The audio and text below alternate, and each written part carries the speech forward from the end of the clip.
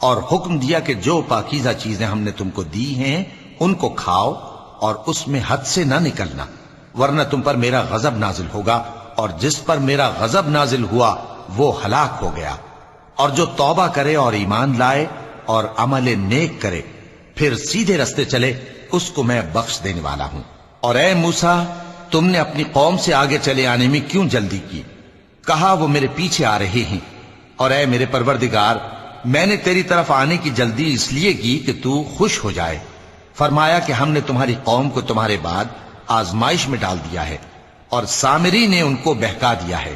اور موسیٰ غصے اور غم کی حالت میں اپنی قوم کے پاس واپس آئے اور کہنے لگے کہ اے قوم، کیا تمہارے پروردگار نے تم سے اچھا وعدہ نہیں کیا تھا؟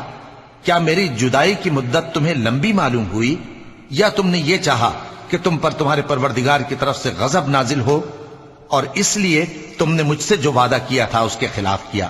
وہ کہنے لگے کہ ہم نے اپنے اختیار سے آپ سے وعدہ خلافی نہیں کی، لیکن ہم ان لوگوں کے زیوروں کا بوجھ اٹھائے ہوئے تھے، پھر ہم نے اس کو آگ میں ڈال دیا، اور اسی طرح سامری نے ڈال دیا۔ تو اس نے ان کے لیے ایک بچڑا بنا دیا، یعنی ایک بے جان جسم جس میں گائے کسی آواز تھی۔ تو لوگ کہنے لگے کہ یہی تمہارا معبود ہے اور یہی موسیٰ کا معبود ہے، مگر وہ بھول گئے ہیں۔ تو کیا یہ لوگ نہیں دیکھتے کہ وہ ان کی کسی بات کا جواب نہیں دیتا، اور نہ ان کے نقصان اور نفع کا کچھ اختیار رکھتا ہے؟ اور ہارون نے ان سے پہلے ہی کہہ دیا تھا کہ لوگوں، اس کے ذریعے تمہیں فتنے میں ڈال دیا گیا ہے، اور تمہارا پروردگار تو رحمان ہی ہے، تو میری پیروی کرو اور میرا کہا مانو۔